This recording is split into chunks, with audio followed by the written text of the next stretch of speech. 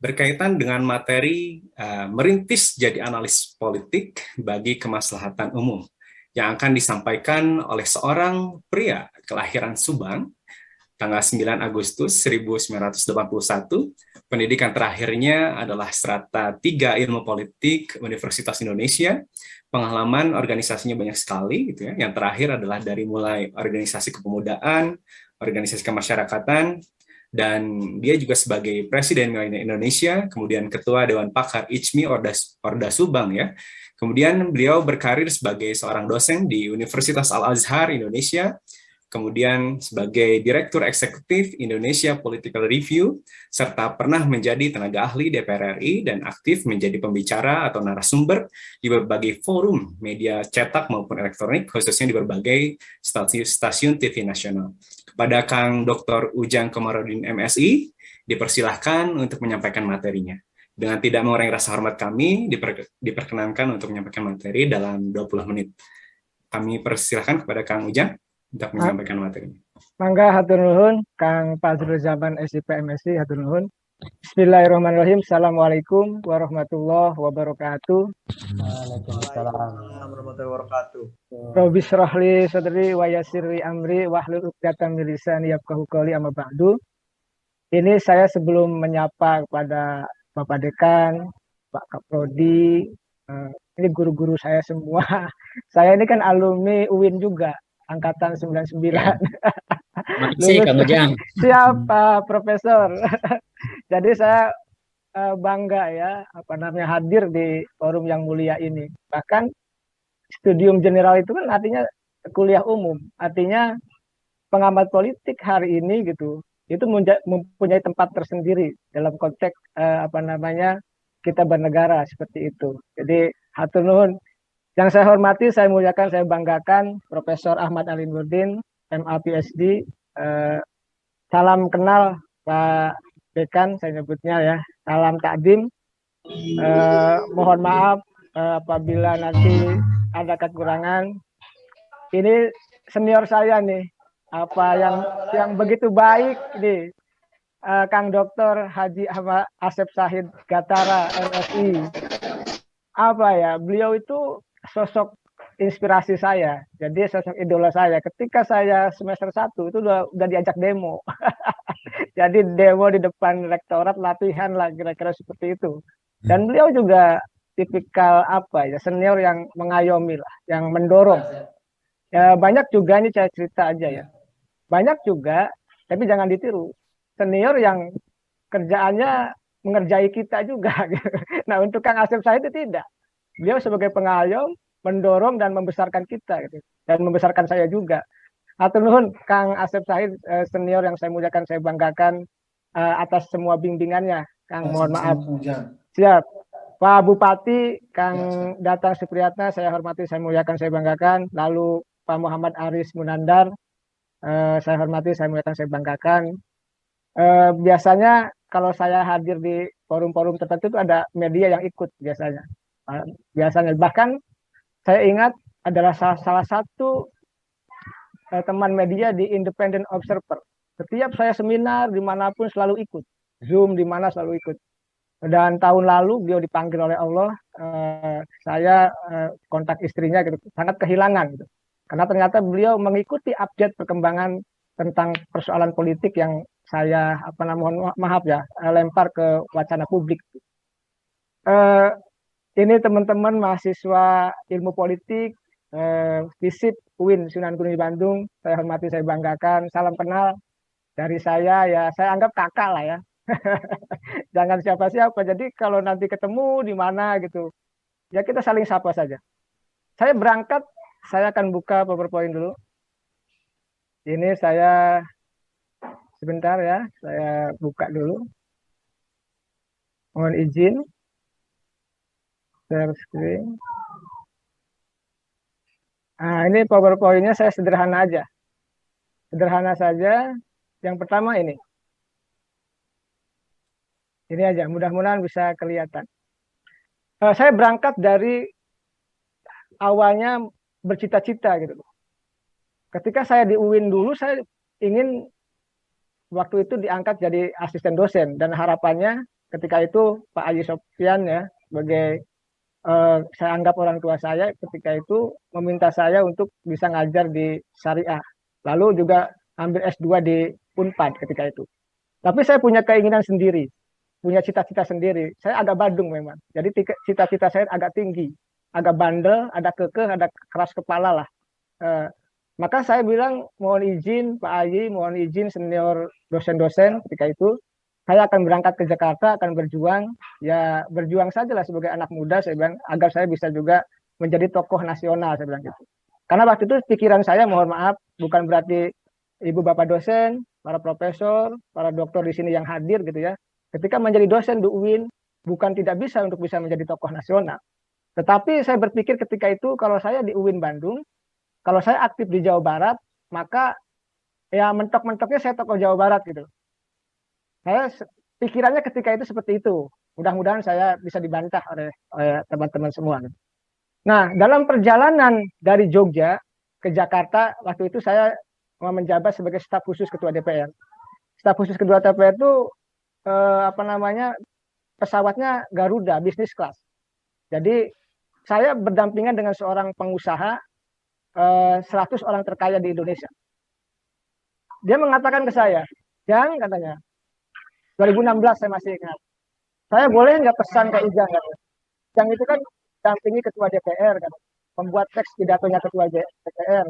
Tentu harus ketua DPR itu membuat kebijakan-kebijakan yang katakanlah untuk kepentingan masyarakat bangsa dan negara. Tetapi katanya di luar itu boleh nggak saya punya saran? Ada 2 hal katanya yang saya akan berikan ke Kang Ujang katanya. Ini pengusaha di Cina, ini Katolik. Tapi saya ambil aja ilmunya gitu. Apa? Dia mengatakan 2 rumus sukses ke saya. Yang pertama apa?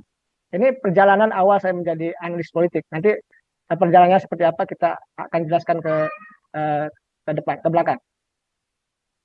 Yang pertama itu jadikan diri kita terkenal. Kenapa terkenal itu menjadi penting? Buat apa juga terkenal? Kalau teman-teman mahasiswa ilmu politik itu terkenal, itu akan dibutuhkan oleh banyak orang. Percaya nggak? Saya waktu belum terkenal ya disepelekan oleh orang, siapa Ujang, siapa lu gitu. Apa, ngapain gitu kan. Tetapi mohon maaf, ketika saya punya tempat tersendiri di hati publik yang menjadi pengamat politik gitu, maka memang terasa bahwa menjadi terkenal itu banyak dibutuhkan orang. Apa buktinya? Buktinya seorang menteri, bukan hanya seorang menteri, ada beberapa menteri itu sering memanggil saya, berdiskusi dengan saya gitu kan. Untuk saya sekedar ngopi-ngopi, berdiskusi, memberikan masukan-masukan terkait dengan persoalan branding kementerian, persoalan masalah-masalah yang ada di kementerian. Dan untuk itu ya kita mohon maaf kalau kita mematok harga gitu, pasti harga kita agak mahal gitu. Kira-kira seperti itu. Jadi karena kita terkenal, kita di mana-mana terpublikasi gitu ya, maka orang banyak butuh. Termasuk banyak anggota DPR yang menelpon saya. Para bupati, para gubernur, banyak yang mengontak saya terkait dengan isu-isu politik yang ingin mereka ketahui ya yang ada di Republik ini. Jadi saya merasakan betul. Nah, bagaimana caranya gitu? Dulu saya tidak ngerti tuh. Kok semudah itu gitu, ingin terkenal, sulit. Saya merasakan. Nah, kalau saya boleh mengatakan, di dunia ini kan banyak peristiwa nih, keseharian kita nih, adik-adik ya. Jadi banyak peristiwa yang ada di sekitar kita, di lingkungan kita. Jadikan itu menjadi panggung kita. Untuk kita bisa menjadi orang yang terkenal dan hebat dan sukses di situ. Jadi misalkan kalau ada forum menjadi moderator, ya ambil itu forum moderator. Kalau ada forum menjadi kita tampil di semua tempat, ya kita ambil itu semua tempat tampil itu. Jadi intinya kalau ada momentum apapun, ya kita harus tampil di situ. Nah itu menjadi cikal bakal bahwa teman-teman punya modal untuk sukses di kemudian hari menjadi pengamat politik. Nanti saya jelaskan kalau terlalu detail, terlalu panjang, waktu mungkin akan habis. Jadi saya singkat-singkat saja. Yang kedua, rumusnya baik dengan semua orang. Jadi jangan pernah kita membedakan siapa-siapa. Jadi maupun dengan teman media, dengan dosen kita, apalagi dengan guru kita, orang tua kita, dengan office boy, dengan supir taksi, supir angkot, dengan supir Gojek gitu, dengan asisten rumah tangga, siapapun, dengan security, itu kita mesti baik. Termasuk dalam konteksnya dengan teman-teman media di seluruh Indonesia, kita mesti baik. Jadi rumus dua ini saya renungkan gitu ya, saya gunakan sekuat tenaga ketika saya merintis menjadi analis politik. Ketika itu saya membawa nama diri saya, yang kedua membawa nama saya lembaga saya Indonesia Politik Review, yang ketiga membawa kampus saya Universitas Al-Azhar Indonesia. Mohon maaf kalau boleh saya agak bukan sombong ya. 90% pemberitaan kampus saya Universitas Al-Azhar itu datang dari saya. Itu big data mengatakan seperti itu. Jadi begitu besarnya dampak kita sebagai analis politik yang tadi yang dikenal oleh publik gitu, yang setiap waktu dimintai pendapatnya oleh media, baik nasional maupun nasional. Bahkan dalam waktu terakhir ini, dalam tahun terakhir ini hampir setiap hari saya ada di televisi. Jadi begitu besar dampak itu, sehingga banyak teman-teman yang ke rumah, adik-adik saya, teman-teman organisasi gitu, yang datang, ada yang S2, ada yang S3. Mereka ingin belajar, mohon maaf ya, ke saya gitu, untuk menjadi pengamat politik yang top gitu. Tetapi sampai hari ini belum ada yang bisa. Karena apa? Mungkin mereka tidak melakukan step-step yang kita lakukan dalam konteks berjuang untuk menjadi analis politik yang handal atau top. Nah, saya lanjutkan ke PowerPoint berikutnya. Nah, kiat sukses jadi analis politik yang top. Yang pertama membaca. Nggak mungkin kita paham terhadap suatu isu politik lah khususnya kalau kita tidak banyak baca. Kita ini kan bagaikan teko. Jadi ya teko itu kalau kita isi dengan air putih ya keluarnya juga air putih. Kalau kita baca ilmu pengetahuan misalkan tentang Machiavelli ya keluarnya juga tentang Machiavelli lah, seperti itu kira-kira. Lalu kalau kita baca tentang Thomas Hobbes maka keluar juga Thomas Hobbes dan lain sebagainya. Jadi kalau diisi dengan teh ya keluarnya teh juga, kalau kopi ya kopi juga. Jadi membaca ini suka tidak suka, mau tidak mau menjadi penting bagi teman-teman yang ingin berkecimpung menjadi analis politik. Kalau bacaan kita itu tajam ya, bacaan kita itu banyak, kita akan melihat sesuatu dari berbagai macam perspektif. Yang pertama. Yang kedua, banyak menulis. Mungkin saya ini 3,5 tahun tidak pernah putus untuk menulis di media online namanya akurat.co. Nah, ini penting. Kenapa? Karena kalau kita tidak punya prestasi di dalam konteks tulis-menulis, karena ini bagian daripada karya ilmiah populer ya di media, siapa orang yang mau mengenal kita? Apa karya kita? Nggak bisa. Jadi kalau teman-teman ingin fokus menjadi analis politik, pengamat politik yang katakanlah yang top lah ya di Republik ini gitulah. Ya mau tidak mau, suka tidak mau, suka harus menulis. Paling tidak di media 100 besar, media online, kalau kita sebutnya sekarang media saat ini kan online lah ya. 100 besar versi Alexa. Dicek aja tuh. Kalau ada 100 besar media versi Alexa itu setiap hari kita nulis aja di antara 1 sampai 100 besar itu. Pilih saja satu.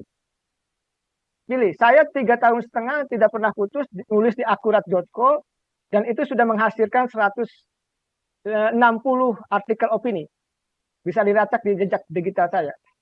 Dan memang saya ada kontrak ketika itu dibayar. Setiap bulan saya 4 tulisan, setiap minggu kan menulis setiap hari Kamis, maka saya dibayar sekitar adalah bayarannya setiap bulan dibayar. 3,5 tahun saya tidak putus. Kalau sekarang saya tidak menulis lagi karena mungkin tujuan saya juga sudah tercapai. Lalu juga saya pindah ke YouTube. Jadi saya sedang mengembangkan YouTube dalam konteks membangun pengetahuan melalui digital. Nah, yang ketiga itu banyak mendengar. Kalau kita nggak banyak mendengar nggak bisa. Jadi sok tahu misalkan isunya begini, menanggapinya seperti ini. Nggak bisa. Kita menjadi analis politik itu harus banyak mendengar juga. Yang ketiga itu banyak berkawan. Nggak berkawan nggak bisa. Banyak di level nasional ada teman-teman ingin jadi pengamat itu muncul 1 kali, 2 kali hilang. Muncul sekali, 2 kali, 3 kali, 4 kali hilang juga. Jadi banyak yang hilang dari peredaran menjadi pengamat politik. Begitu memang agak sulitnya menembus menjadi seorang pengamat politik yang katakanlah top di level nasional itu. Banyak teman-teman saya yang stres dalam konteks untuk menjadi pengamat yang bisa eksis gitu loh di panggung nasional. Jadi banyak kawan lah. Jadi kalau teman-teman tidak banyak kawan juga sulit. Karena begini, kalau banyak kawan itu biasanya direkomendasikan. Misalkan nanti saya merekomendasikan Kang Asep Sahid misalkan sebagai pengamat politik UIN. Ya saya tinggal kasih aja nomornya ke media nih, tolong dong senior saya diwawancara, panggil saja lewat Zoom atau lain sebagainya. Itu bisa. Jadi berteman itu menjadi penting. Yang kelima itu perbanyak pengalaman. Begini, saya doktor ilmu politik. Pengamat pun menjadi pengamat politik atau analis politik. Tetapi kalau hanya teoritik yang saya punya, yang saya miliki, tidak ditambah dengan pengalaman, mohon maaf, maka analisa saya juga akan kurang. Hanya 50% kekuatan argumentasinya gitu loh. Tetapi karena saya pernah jadi tim sukses, saya pernah jadi tenaga ahli di DPR, pernah jadi staf khusus ketua DPR, pernah jadi tim sukses anggota DPR, bahkan menjadi ketua fraksi lalu menjadi ketua DPR gitu lah. Lalu pernah ikut bupati dulu waktu masih muda juga gitu loh. Jadi pengalaman-pengalaman politik itulah yang membuat saya mengetahui gitu loh, kejadian-kejadian yang di belakang layar. Saya melihat dan mengamati kejadian-kejadian dapur-dapur partai politik. Jadi kalau kita punya jadi analis politik hanya menang secara teoritik, kita bisa dibantah sama kita yang paham terkait, kita yang mengetahui rahasia-rahasia dapur-dapur partai politik. Termasuk kita tahu dapur-dapur istana, dapur-dapur DPR RI gitu, dapur bupati gitu. Jadi enak kita. Jadi apa yang kita sampaikan ke publik itu selalu renyah dan gurih gitu loh. Enak dicerna karena perpaduan antara teoritik yang kita miliki dengan pengalaman juga. Ini ada kesempurnaan gitu. Jadi 50% teoritis, pengalaman 50% menjadi sebuah kekuatan argumen yang enak dibaca oleh publik gitu. Itu yang ini terkait dengan persoalan bagaimana kita bisa memulai dengan itu, teman-teman semua. Nah, saya mengatakan, ini cerita nih, teman-teman. Begitu saya dikenal, saya naik kereta. Saya itu kalau ke Al-Azhar ya, dari Depok itu naik kereta. Naik kereta, lalu di kereta itu saya ketemu seorang redaktur media nasional. Saya tidak kenal. Tapi dia kenal saya. Dia orang Sunda, orang Bandung. Kuliah di Filsafat UI. Kebetulan seorang redaktur. Saya pakai masker karena itu awal-awal pandemi. Saya pakai topi, pakai tas gitu. Tetapi dia masih mengenal saya. Ini cerita penting yang harus saya sampaikan. Menyapa saya Kang Ujang ya, betul. Saya katakan sebut saya namanya Randy, sebut saja. Saya redaktur kan. Dan saya menilai melihat Akang sebagai alumni UIN Bandung, bayangkan. Dia menyebut langsung Kang Ujang sebagai alumni UIN Bandung. Tahu dari mana dia, bayangkan. Ternyata dia sudah men-tracking saya di media karena saya sering muncul itu. Katanya salah satu figur anak muda gitu ya, tokoh nasional katanya yang konsisten katanya dalam konteks menjadi pengamat yang selalu di tengah, hadir menjaga demokrasi dan menjadi referensi bagi elit dan publik gitu. Jadi komentar Kang Ujang itu, katanya pendapatnya Kang Ujang itu, ide dan gagasan Kang Ujang itu ditangkap oleh elit dan oleh rakyat sebagai sebuah referensi dalam konteks politik gitu. Ya akhirnya saya bilang, Akang tahu dari mana ya? Emang seperti itu katanya Kang Ujang ini. Ini menjadi penting. Bahkan yang saya bangga adalah bahwa dia menyebutkan saya alumni UIN itu yang paling penting. Artinya ketika teman-teman mahasiswa di prodi ilmu politik ingin menjadi analis politik, itu sangat memungkinkan akan bisa lebih dari saya gitu. Asal mulai dirintis saja. Akan bisa menjadi orang hebat juga di kemudian hari gitu. Nah, saya waktu itu kekeh punya keyakinan bahwa kalau pengamat politik tidak populer, kalau pengamat politik tidak dikenal, buat apa jadi pengamat politik? Ya, saya mengatakan seperti itu. Jadi ya nanti kalau teman-teman ingin jadi pengamat politik harus terkenal, harus populer. Kalau enggak ya enggak bisa. Next saya akan lanjutkan. Ini apa nih langkah awalnya gitu. Nah, saya saya tidak ingin menyindir para dosen, ya. Saya juga dosen. Waktu itu saya punya pendapat begini, mudah-mudahan bisa dibantah oleh Pak dosen yang hadir di tempat ini gitu. Kenapa saya memutuskan berniat untuk menjadi pengamat politik? Karena bagi saya sebagai dosen, mohon maaf, kita ini selalu ada di Menara Gading, selalu ada di atas. Lalu kita tidak, kaki kita gitu ya, tangan kita tidak menjangkau ke masyarakat. Saya ketika 14 tahun ngajar di Al-Azhar, itu hanya ngajar di kelas. Ini buat saya pribadi lah. Saya bilang kalau saya ngajar di kelas, manfaat saya hanya sekedar mahasiswa di kelas. Ini pendapat saya, mohon maaf. Nanti bisa Pak dosen bantah. Akhirnya saya memutuskan, saya dibesarkan oleh teman-teman awal-awal 4 media ketika itu membesarkan saya. Jadi ada Rakyat Merdeka, lalu ada Suara Pembaruan, ada Antara, dan ada waktu itu netralnews.com. Itu awal-awal. Saya diskusi dengan teman-teman media. Akhirnya ketemulah rumusannya. Kalau jadi dosen, kalau manfaatnya ingin banyak terhadap bangsa ini, ya maka paling tidak jadi analis politik, jadi pengamat politik. Kenapa? Pendapatnya, gagasannya, idenya, itu bisa dinikmati oleh seluruh rakyat Indonesia. Jadi, kalau saya hanya jadi dosen, lalu ngajar di kelas, ya sudahlah manfaatnya untuk 40 atau 30-40 orang, ya sudah. Tetapi kalau hari ini mohon maaf, sekali saya bicara, saya tidak sombong ya, sekali saya ngomong, itu presiden mendengar, para menteri mendengar, anggota DPR menelepon, bahkan ada gubernur bupati juga menelepon terkait dengan kritik-kritik saya terhadap mereka gitu. Nah itulah awal saya mengatakan iya ya, saya pikir-pikir kalau saya hanya ngajar di, sekali lagi saya tidak menyalahkan Bapak Ibu dosen, guru-guru saya yang mulia di tempat ini, tidak. Tapi saya punya pendapat lain gitu. Kalau kita ingin tadi ya gagasan kita, ide kita bisa bermanfaat untuk rakyat, bangsa dan negara, ya tadi salah satu caranya adalah menjadi pengamat politik.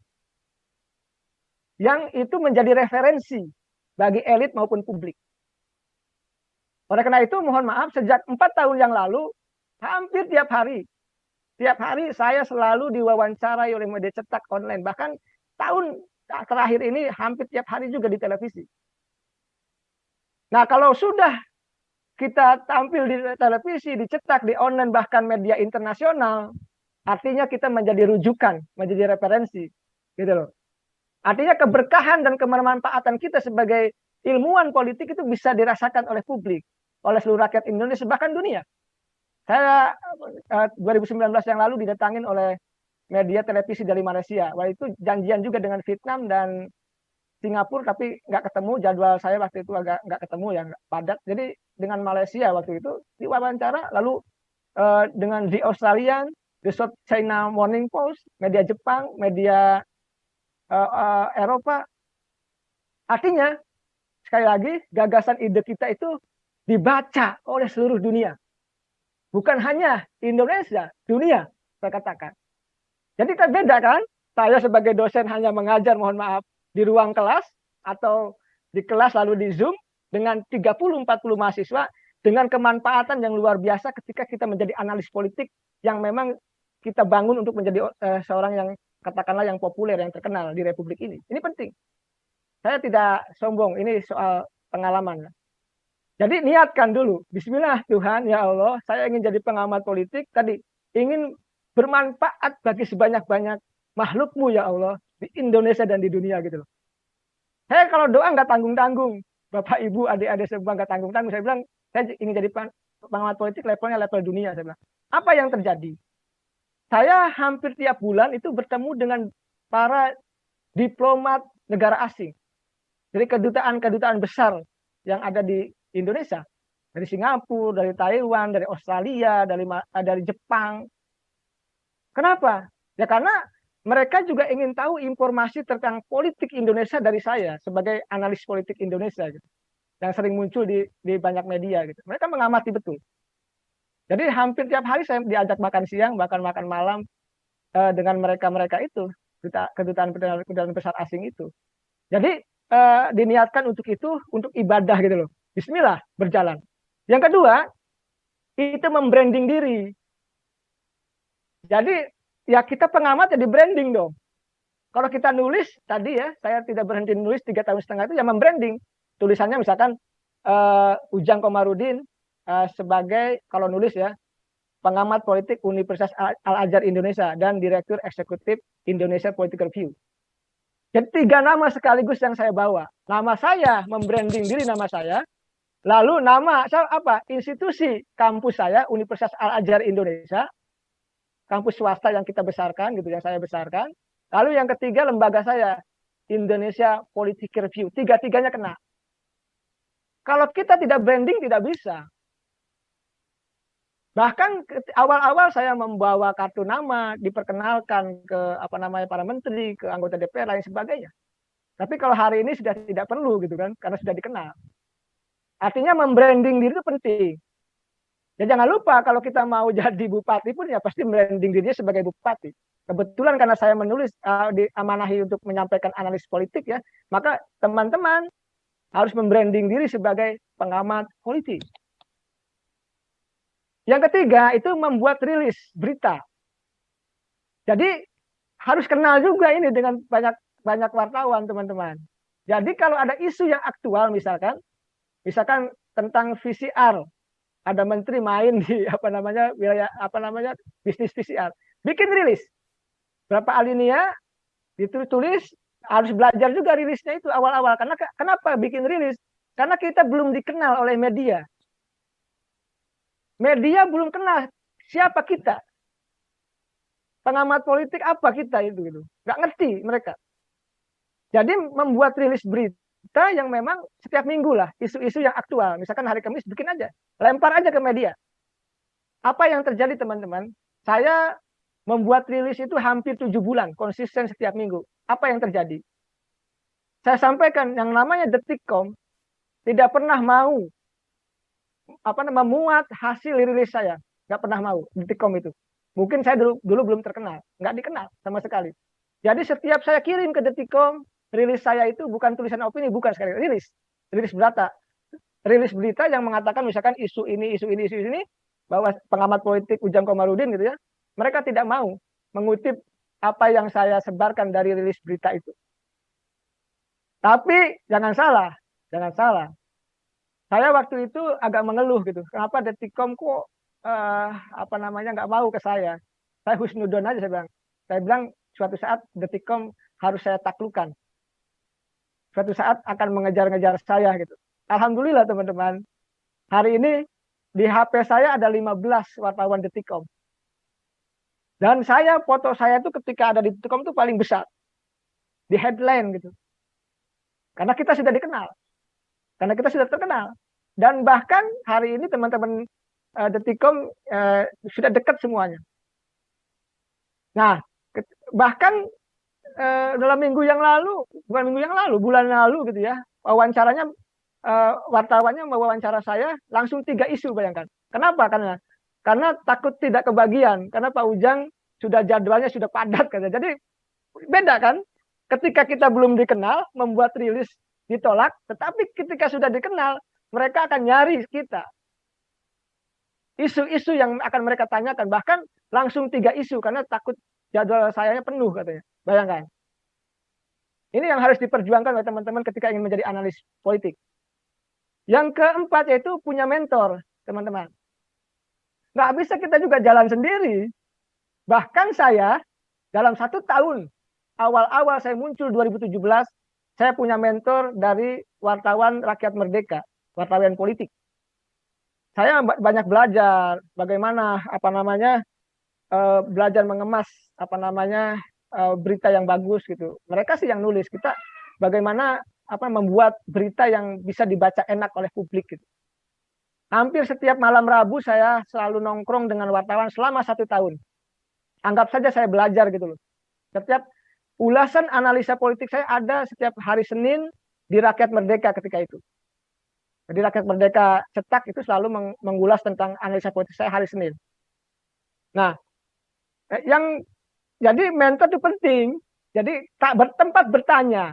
tempat ketika kita down gitu. Apakah saya tidak pernah down jadi pengamat politik? Wah, saya jujur saja, selama 7 bulan awal-awal 2017 menjadi pengamat politik, nggak ada yang mau mewawancarai saya dari televisi. Televisi itu nggak ada yang wawancara saya, nggak mau mereka. Bahkan ini cerita teman-teman, saya ditelepon oleh salah satu tim red media cetak, Kang Riki Handayani. Kebetulan dia senior saya, Kang Ujang katanya. 3 bulan ya, 3 bulan saya awal-awal jadi pengamat. Kok Kang Ujang nggak terkenal katanya. Pengamat politik yang kami besarkan dari rakyat merdeka katanya, itu biasanya 3 bulan sudah kinclong, sudah besar, sudah terkenal. Kok Kang Ujang kok nggak besar-besar katanya. Akhirnya saya merenung teman-teman. Ternyata menjadi pengamat politik tuh untuk bisa menembus dalam konteks pertarungan pengamat politik di nasional itu bukan sesuatu yang mudah gitu. Akhirnya saya merenung, saya banyak berdoa, evaluasi saya setiap saat. Akhirnya apa?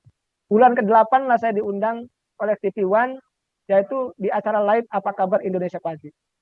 Hari ini, mohon maaf, TV One itu langganan hampir tiap minggu 3 kali itu selalu ada. Bahkan ketika 3 minggu yang lalu saya ke Bumi Ayu,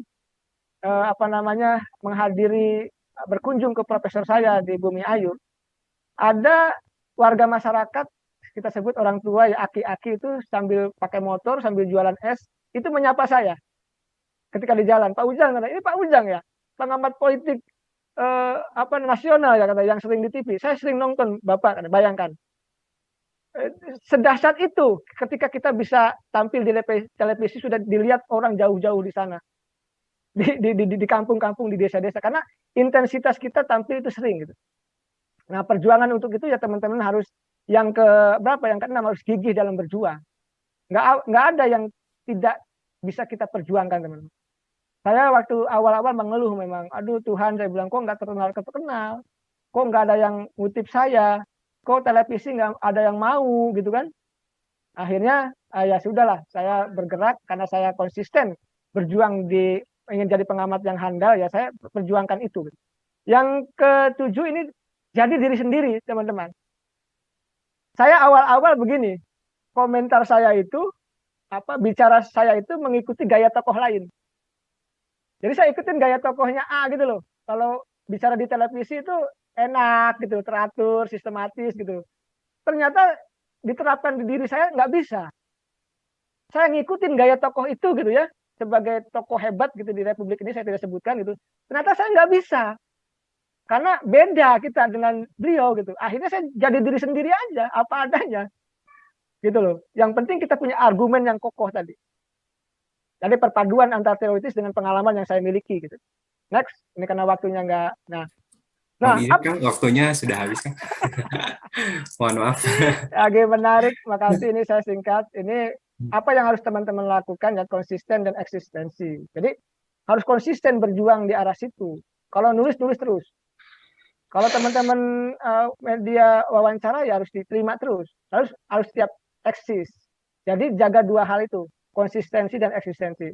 Nanti yang ini sekali-kali jangan sampai kalau teman-teman sudah dikenal, sudah terkenal, sudah hebat, jangan sekali-kali tidak melayani teman-teman wartawan. Nanti teman-teman dianggap sombong. Ini boleh saya minta waktu 3 menit. Jadi begini, ada pengalaman teman saya pengamat. Dia pilih media yang besar, pilih Detik, pilih Tempo, pilih Sindo. Tapi media lain dia tidak mau angkat, tidak mau diwawancara. Apa yang terjadi? Akhirnya tidak jadi pengamat besar. Akhirnya hanya dalam waktu sebulan dia terlempar dalam dunia pengamatan. Nah, media-media kecil itu jangan dianggap remeh. Itu juga akan membesarkan kita. Dan jangan ingat, teman-teman media kecil itu suatu saat akan bergeser bekerja di media besar. Jadi dia yang akan merekomendasi kita, oh itu Kang Ujang tuh baik, yang sering melayani kita loh, tidak pandang bulu loh, semua media diangkat loh. Bahkan media di Kalimantan Timur pun saya angkat loh, media lokal. Ya itu yang membuat mereka senang. Nah, ya, lalu angkat telepon dimanapun, kapanpun. Jadi kalau kita mau jadi orang besar, kita harus siap melayani, mengangkat telepon kapanpun, dimanapun. Yang 3 yaitu, kalau itu dilakukan, maka kita akan menjadi media darling. Jadi saya nih tiap hari, mohon maaf, minimal nggak kurang 20 media itu ngontak saya. Jadi karena kita sudah terbiasa dengan itu. Terakhir, ini saya sampaikan, karena waktunya sudah habis. Nah, keunggulan kita menjadi analis politik apa? Kita jadi tokoh. kita mohon maaf, saya nggak sombong, saya disebutnya tokoh muda Indonesia kan, padahal kita bukan lah, kita ini kan biasa saja gitu kan, ya anak muda yang sedang berjuang aja, tapi eh, orang-orang di luar sana gitu, publik menilainya adalah saya seorang pengamat yang mohon maaf sudah menjadi tokoh muda nasional, itu pandangan publik. Lalu kita juga disebut artis politik. Jadi saya kalau pulang ke kampung, ke desa-desa itu kemana-mana pun saya disebut artis TV One, artis CNN TV. Iya, karena saking seringnya. Nah ini juga nih penting, influencer. Kita ini influencer. Kalau saya, mohon maaf ya, bicara kalau mau dibayar itu harganya mahal. Bahkan dulu waktu pilpres itu udah ada yang mau bayar saya pakai mobil, tapi saya tidak ambil. Saya ingin di tengah. Saya ingin menjaga demokrasi. Saya ingin menjaga tetap kebermanfaatan bagi umat bangsa dan negara. Saya tidak ambil itu uang-uang yang ngasih ke saya itu ketika pilpres. Bahkan saya ditawarin jabatan A, jabatan C dan jabatan lain sebagainya. Tetap saya di tengah. Yang keempat, kita menjadi referensi bagi elit dan publik. Tadi ya, daripada mohon maaf sekali lagi ini kritik buat saya mungkin. Kalau saya dosen hanya mengajar di kelas, berbeda ketika kita dosen, kita bisa menyampaikan pendapat di televisi, media cetak, online dan lain sebagainya. Itu dampaknya lebih dahsyat, lebih kemanfaatannya lebih luar biasa bagi umat ini begitu. Lalu kita menjadi the guardian of demokrasi, penjaga demokrasi. Jadi banyak misalkan jadi pengamat politik itu dipesan. Ini pesan komentar A, komentar B, enggak, kita tidak, saya bilang. Saya punya pengalaman ketika itu ada warga yang menulis mural, ya, menggambar mural di tembok-tembok itu akan ditangkap polisi. Saya langsung komentar di Detikcom, saya bilang, Pak Polisi, saya bilang jangan terlalu represif, lain sebagainya. Akhirnya enggak jadi, polisi itu menangkap. Ini pentingnya kita menjaga demokrasi itu. Lalu kemarin beberapa bulan yang lalu ketika vaksin ingin berbayar, saya kritik habis Pak Jokowi, Pak Presiden. Akhirnya Pak Jokowi membatalkan vaksin berbayar dari BUMN itu. Jadi banyak hal yang bisa kita lakukan ketika kita menjadi analis politik yang tadi ya di tengah, yang kita tidak memihak kepada siapapun. Yang terakhir, kita punya kebermanfaatan bagi umat, bangsa, dan negara. Insya Allah, mudah-mudahan teman-teman mahasiswa ilmu politik yang hadir di sini, semuanya bisa jadi tokoh-tokoh bangsa, semuanya bisa jadi orang hebat gitu, dengan profesi apapun, khususnya ketika ingin jadi analis politik, ya berjuanglah. Kira-kira seperti itu. Terima kasih, mohon maaf sudah mengambil waktu yang lama ini. Saya kembalikan ke moderator. Hatur nuhun, Kang. Assalamualaikum warahmatullahi wabarakatuh.